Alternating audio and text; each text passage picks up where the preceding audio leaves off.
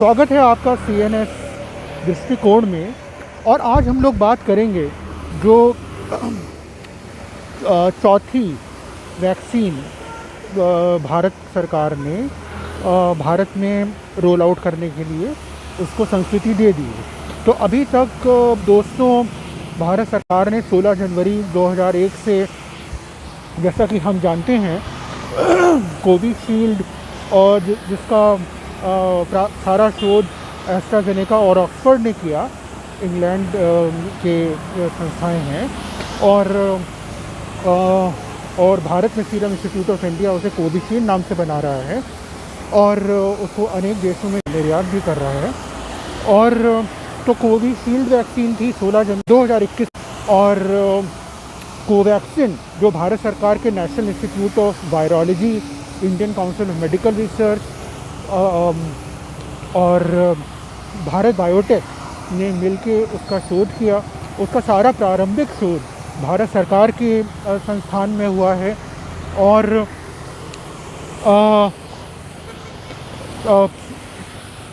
तो ये हुई कोवैक्सीन। ये दो जो रशिया से वाली जो वैक्सीन थी उसको भी भारत सरकार ने संस्वीकृति दे दी थी कि वो भी भारत में लगेगी, और अन्य वैक्सीन भी जो अमेरिका में मॉडर्ना, फाइज़र आदि को भी बातचीत हो रही थी, और वो अलग अलग स्टेजेस में हैं भारत में इंट्रोड्यूस होने के। तो ये वैक्सीन, जो नई वैक्सीन 20 अगस्त 2021 को भारत सरकार ने जिसको संस्वीकृति दी, ये गुजरात की कंपनी जाइडस कैडिला ने भारत सरकार की अनेक संस्थाओं के साथ मिलके इसका शोध किया है और इसको भारत सरकार ने लगाने के लिए संस्वीकृति दे दी।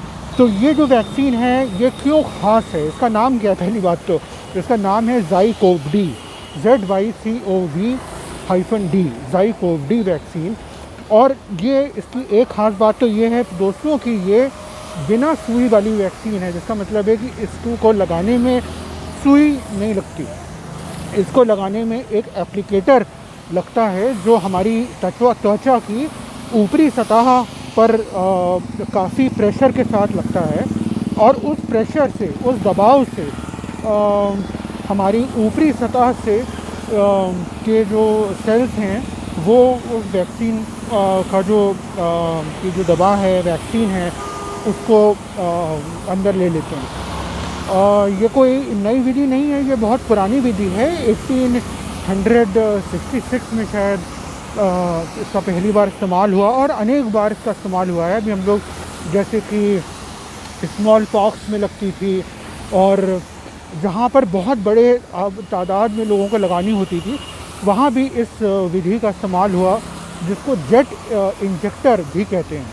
तो लेकिन इसमें कोई इंजेक्शन नहीं लगता, इसी तरह हाई प्रेशर वाला तरीके से ही लगती थी। लेकिन 1980 के दशक में अमेरिका में जहाँ वज़न घटाने वाली जो क्लिनिक होती है, उसमें ये जेट इंजेक्टर विधि पर कुछ डाउट आए, क्योंकि जो दबाव से जब वो जो दवा दी गई लोगों को, तो उससे ऊपरी सतह के जो सेल्स हैं वो उनमें पंचर हो जाता है, और उससे थोड़ा सा रक्त शायद बाहर आया होगा, माफ़ कीजिएगा, और उस रक्त से एप्लीकेटर जो त्वचा पे रहता है, जिसको जेट इंजेक्टर, एप्लीकेटर, ये सभी की चीज़ है, तो उस एप्लीकेटर में भी वो रक्त लग गया, और उससे अन्य रोगियों को भी रक्त वाला संक्रमण हो गया। तो हेपेटाइटिस बी का एक संक्रमण उस क्लिनिक के उस सेंटर से फैला, जो वज़न घटाने वाला जो सेंटर था। तो इसके बाद से जेट इंजेक्टर वाली जो विधि है उस पर कुछ लोगों ने उसके इस्तेमाल पर थोड़ी से काफ़ी चेतावनी आई, और लोग बड़े सावधानी बरतने लगे। और हालांकि वैज्ञानिकों का कहना है कि अब बहुत शोध हो गया है, और बहुत उस विधि में काफ़ी वैज्ञानिक शोध हुआ और सुधार हुआ है। और विशेषज्ञों के अनुसार अब जो जेट इंजेक्टर या एप्लीकेटर हैं, उनमें इस तरीके से संक्रमण एक रोगी से दूसरे रोगी, एक व्यक्ति से दूसरे व्यक्ति तक संक्रमण फैलने का खतरा बहुत ही कम हो गया है बिकॉज इतना शोध हुआ। तो खैर ये तो रही एप्लीकेटर की बात। तो ज़ाइकोव-डी में इसी तरीके की एक विधि इसका इस्तेमाल होता है, जिसका मतलब है जिन लोगों को सुई से डर लगता है वो शायद ज़ाइकोव-डी की तरफ देख सकते हैं, क्योंकि इस कोविड वैक्सीन में सुई नहीं लगती। लेकिन सबसे ज़्यादा महत्व की बात यह है कि ज़ाइकोव-डी का शोध पूर्ण रूप से भारत में हुआ और ये प्लाज्मिड डीएनए वाली वैक्सीन है। ये बहुत ज़्यादा बड़ी बात, ये दुनिया की पहली ऐसी वैक्सीन है जो plasmid DNA vaccine. Plasmid DNA vaccine के बारे में भी हम लोग बात करेंगे, लेकिन हम लोग पहले ये समझ लें कि कोविड वैक्सीन जो अभी तक मैंने जिनके नाम लिए, कोविशील्ड हो, कोवैक्सीन हो, फाइज़र का हो या मॉडर्ना हो या ये साइनोवैक हो, अनेक वैक्सीन हैं। ये सारी vaccines RNA messenger RNA ribonucleic acid messenger ribonucleic acid पर बेस्ड है, लेकिन विधि अलग अलग है किस तरीके से ये कार्य करती हैं। कुछ एटेन्यूएटेड वायरस को इस्तेमाल करती हैं आदि। तो उनकी विधि और कार्य करने का तरीका भिन्न है, लेकिन ये सब mRNA वाली वैक्सीन है। अब ये जो वैक्सीन है ज़ाइकोव-डी, ये पहली वैक्सीन है दुनिया की जो डीएनए प्लाज्मिड डीएनए वैक्सीन है। डीएनए हम लोगों के का जो इंसान का या हर जीवित प्राणी का जो डीएनए है वो यूनिक होता है और ये डीएनए बेस्ड वैक्सीन है। तो ये एक बहुत बड़ी बात है और इसीलिए ज़ाइकोव-डी वैक्सीन को काफ़ी वैज्ञानिक महत्व से भी देखा जा रहा है, क्योंकि पूरी दुनिया इस मेरे ख्याल से इस वैक्सीन को पर निगाह रखेगी, क्योंकि ये किस तरीके से इसका इस्तेमाल होता है और उसके क्या परिणाम रहते हैं। लेकिन जो वैज्ञानिक परिणाम अभी तक शोधों में आए वो बहुत ही हौसला देने वाले थे और शायद 60, अगर मुझे सही याद है तो 66%, शायद 66% होता है, उतने लोगों को इसका प्रभाव रहा। तो जिस तरीके से बाकी सारी कोविड वैक्सीन है उसी तरीके से ये भी एक कोविड वैक्सीन है जो गंभीर कोविड होने पर गंभीर परिणाम होने का ख़तरा बहुत कम कर देती है। 66% चांसेस हैं कि कम कर देती है और मृत्यु का भी खतरा कम हो जाता है। और तीसरी क्या बात इम्पॉर्टेंट है कि ये 12 साल से कम ज़्यादा उम्र के लोगों को लग सकती है। ये एक और बहुत इम्पॉर्टेंट बात है कि 12 साल से कम उम्र के लोग 12 साल से ज़्यादा उम्र के लोगों को ये वैक्सीन लग सकती है। तो ये भी बहुत इम्पॉर्टेंट बात है कि 12 साल से अधिक उम्र के लोग इस वैक्सीन को लगवा सकते हैं। और इसके 3 डोजेज़ हैं। एक डोज़ पहले मतलब डे 0 पे लगेगा और फिर दूसरा डोज़ 28 दिन के बाद और तीसरा डोज़ लगता है 56 दिन के बाद।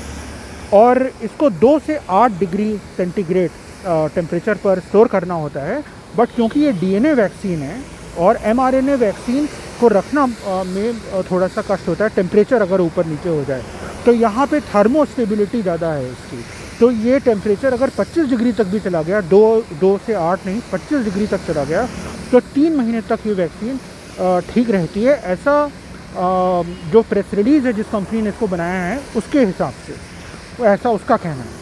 तो इसलिए एक जगह से दूसरी जगह अगर ये वैक्सीन भेजनी हो, रख रखाव में बिजली चली जाए, तो अगर ऐसा सच है तो जो प्रेस रिलीज में लिखा है तो उम्मीद है कि ये वैक्सीन का शेल्फ लाइफ ज़्यादा रहेगी। और क्योंकि ये वैक्सीन प्लाज्मिड डीएनए पर है तो ये बायोसेफ्टी लेवल 1 वाली फैसिलिटी में बन जाती है और जो बहुत अच्छी बात है, जिसका मतलब इसको बनाने में सरलता है कुछ हद तक। अगर आप दूसरी वैक्सीन देखें जहां बायोसेफ्टी लेवल 3 फैसिलिटी की ज़रूरत पड़ती है, जिसका मतलब है वो हजमत सूट और उस तरीके के संक्रमण नियंत्रण सारे प्रावधान करने पड़ते हैं, तो वो महंगी भी हो जाती है। इसका जो प्रारंभिक जो परिणाम है वो e clinical medicine journal of the Lancet में छप चुका है और कंपनी का अनुमान है कि वो 10 से 12 करोड़ डोज, जिसका मतलब है 5 से 6 करोड़ लोगों के लिए फुल डोज, सॉरी 3 डोजेज लगते हैं ना, तो 10 से 12 करोड़ का मतलब है 3 से 4 करोड़ लोगों को ये फुल्ली वैक्सीनेट कर सकती है, क्योंकि हर एक को 3 डोज चाहिए। तो 10 से 12 करोड़ डोज बना सकती है ये एक साल में, तो 3 से 4 करोड़ लोगों को ये वैक्सीन लग सकती है और एक साल में, ऐसा इस कंपनी का कहना है। और चलिए उम्मीद करी जाए कि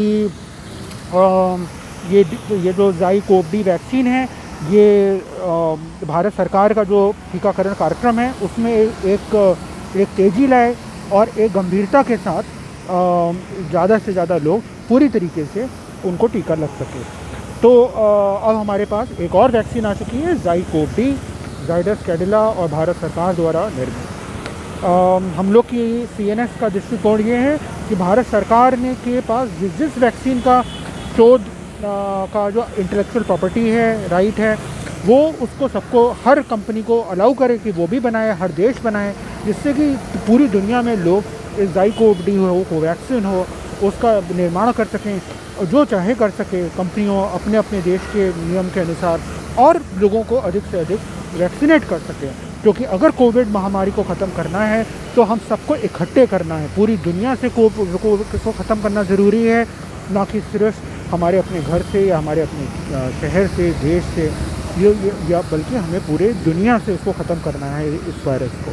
तो इसी बात के साथ मैं आज का CNS दृष्टिकोण यहीं पे ख़त्म करूँगा और बहुत जल्दी हम लोग, बल्कि कल, जैसे कि हर रोज़ 5 बजे CNS दृष्टिकोण, CNS व्यू पॉइंट में हम लोग एक नए मुद्दे पर आपके साथ रूबरू रहते हैं। तो तब तक के लिए बाय बाय, स्टे सेफ।